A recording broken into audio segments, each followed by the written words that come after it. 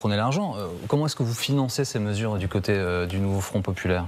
Alors on a plusieurs sources de revenus et on assume de dire qu'il faut aller chercher l'argent là où il est, c'est-à-dire pas auprès des Français qui galèrent, mais auprès des plus grandes fortunes et des plus grandes entreprises multinationales. Nous proposons par exemple de rétablir l'impôt de solidarité sur la fortune auquel s'est opposé le Rassemblement national. Faux. Là aussi faux. nous l'avons proposé. Madame Aubry, vous êtes dans la fake news la plus outrancière. Mais c'est faux. Je sais que c'est difficile d'assumer vos votes, monsieur Oudou, mais oui, le Rassemblement national a voté contre le rétablissement de l'impôt de solidarité sur la fortune, tant au niveau français qu'au niveau européen, parce que en réalité, vous faites des cadeaux à vos amis les milliardaires, à vos amis des entreprises multinationales. Mais quels amis, Madame Aubry ? De la même manière, vous avez voté contre une taxation sur les super profits des grandes entreprises multinationales. Et oui, c'est une manière de financer, là où le Rassemblement national vote systématiquement. Alors sur cette question précise, nous l'avons évoqué avec nos experts ce matin. Comment faites-vous pour que ceux qui ont le plus de capitaux ne partent pas, a priori, à notre connaissance, mais peut-être allez-vous nous expliquer ça ce matin, il n'est pas possible de bloquer ces capitaux en France à l'heure actuelle. En tout cas, si on le souhaite, c'est contraire aux normes européennes. Vous le savez, vous êtes eurodéputé. Exactement, et on assume de dire qu'il faut créer un rapport de force vis-à-vis des normes européennes. Mais je vais vous donner un exemple assez simple, et je m'étonne que M. Oudou ait parlé de la fraude sociale, mais à chaque fois, le Rassemblement national évite un vrai sujet qui est un manque à gagner bien plus important pour l'État français, qui est l'évasion fiscale.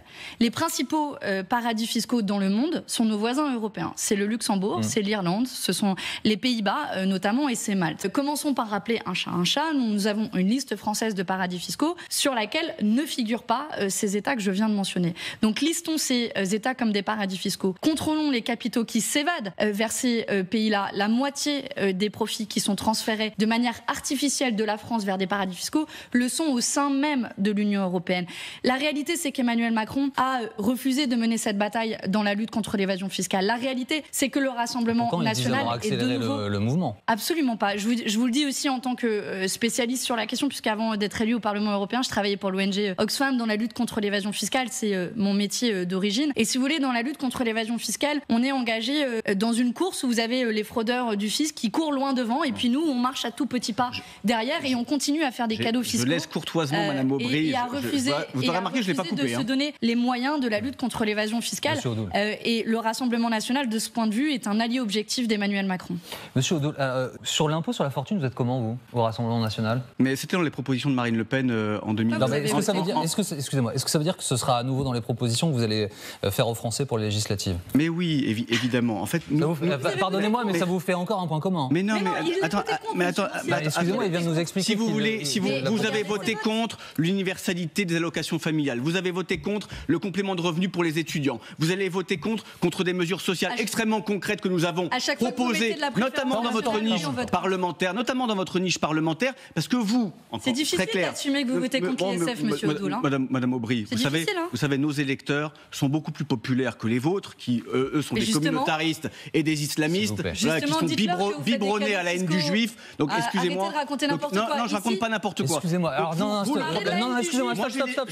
J'ai laissé Madame Aubry dérouler. Non mais ce qu'on va faire, c'est qu'on va reprendre une règle de débat claire, c'est que personne ne parle en même temps, sinon on ne comprend plus rien. Les gens qui vous regardent n'entendent plus rien. Donc je vous interrogeais sur l'impôt sur la fortune. Vous nous dites, Madame Le Pen l'avait dans son programme. Je vous pose une question. Est-ce que vous allez le proposer aux Français ? Mais nous proposons nos propositions défendues par Marine Le Pen, défendues par Jordan Bardella. Il n'y a aucun reniement là-dessus, que ce soit pour la retraite, que ce soit pour revoir l'ISF. Mais très clairement, moi je tiens à dire, parce que c'est assez choquant le discours qu'on entend de haine anti-patron, comme si les patrons étaient responsables de tous les maux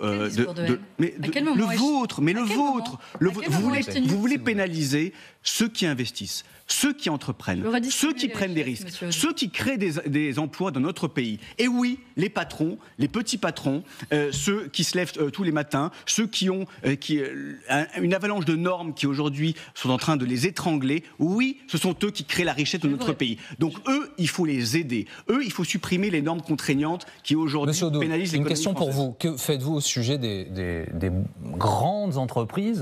Madame Aubry nous dit, nous, on va aller chercher cet argent, notamment celle du CAC 40, qui font des profits records. Que faites-vous ? Mais dans les grandes entreprises, vous avez plusieurs types. Vous avez effectivement des profiteurs. Vous avez des entreprises du CAC 40 qui ont largement profité des différentes crises, qu'elles soient sanitaires ou économiques, et qui se sont gavées. Et effectivement, il y a de l'argent à aller chercher. Il y a d'autres entreprises des grandes entreprises qui créent des emplois en France, qui constituent une richesse pour notre pays, et dont les patrons ne sont pas des escrocs et ne sont pas des voyous. Est-ce qu'il faut les pénaliser? Non, il faut leur permettre justement de créer plus d'emplois. Comment vous faites le tri? Il faut leur permettre... Excusez-moi, mais enfin, c'est très clair sur les comportements. Vous savez, vous avez des entreprises qui ont bénéficié de subventions d'État, d'aides d'État pendant le Covid, et qui ensuite en ont profité pour délocaliser. Ces entreprises doivent être pénalisées, sanctionnées très clairement. Mais vous avez l'essentiel aujourd'hui du tissu d'entreprise, du tissu économique, des petits patrons qui font la richesse de ce pays et qui ont besoin de moins de normes, de moins de contraintes et d'être soutenus, ce qui n'est pas le cas de la France insoumise. Madame Aubry. Alors, il y a un certain nombre de choses complètement erronées qui ont été dites. D'abord, si vous soutenez véritablement les petits patrons, je reviens à la question que vous avez éludée, qui est la question de lutte contre l'évasion fiscale. Si vous prenez, je ne sais pas, un tenant d'un bar au coin de la rue, lui n'a pas de filiale au Luxembourg, Starbucks si. Vous prenez le patron d'une librairie au coin de votre rue, ils n'ont pas de filiale dans les paradis fiscaux, alors qu'Amazon, oui. Donc vous voyez, le plan que nous proposons de lutte contre l'évasion fiscale, c'est d'abord un plan d'équité fiscale qui permet de rattraper ces inégalités entre d'un côté les grandes entreprises multinationales qui ont des filiales dans les paradis fiscaux et qui ne payent pas leur juste part d'impôts et les petites entreprises. Et puis ensuite, la réalité, monsieur Odoul. Et je l'ai vu avec Jordan Bardella pendant la campagne des élections européennes. Je l'ai vu à l'audition du MEDEF faire littéralement la danse du ventre devant les grands patrons. Faire la danse du ventre en leur promettant les pleins pouvoirs. On n'a pas vu la même danse. En leur promettant les pleins pouvoirs et en leur disant concrètement, venez à mon bureau et nous exécuterons ce que vous demandez. Parce que la réalité, c'est que vous refusez de réguler les grandes entreprises. Quand il s'agit de voter sur la hausse du salaire minimum, vous votez contre. Quand il s'agit de voter des mesures de lutte contre l'évasion fiscale, vous votez contre. Quand il s'agit de voter l'indexation des salaires sur l'inflation, vous votez contre. Quand il s'agit aussi de sortir du marché européen de l'énergie qui fait exploser les factures d'énergie. Vous dites n'importe quoi. Monsieur Odoul, des élections, ça sert aussi à rendre des comptes. Des élections, ça sert aussi et à dire la vérité, Madame Aubry. À dire ce que vous avez et à dire la vérité. Alors justement, excusez-moi. Moi, je n'ai pas la vérité, s'il vous plaît. Au lieu de voter dans le mensonge. Des élections, ça sert aussi à du respect démocratique. Vous n'arrêtez pas de mentir. Monsieur Odoul, chacun pourra aller vérifier. Alors je sais bien qu'à des moments d'élection, c'est le moment où vous réveillez en disant ah mais oui, c'est vrai, il y en a qui se sont gavés. La réalité, monsieur Odoul, c'est que vous êtes le bras droit d'Emmanuel Macron quand il s'agit de faire des cadeaux aux plus grandes entreprises multinationales et aux plus riches dans notre pays. Pour ne pas être perdu, n'hésitez surtout pas à vérifier par vous-même, parce que dans cette interview, nous pouvons clairement voir l'incohérence du programme de Rassemblement national. Et vous, qu'est-ce que vous en pensez de ce débat entre Manon Aubry et Julien Abdoul?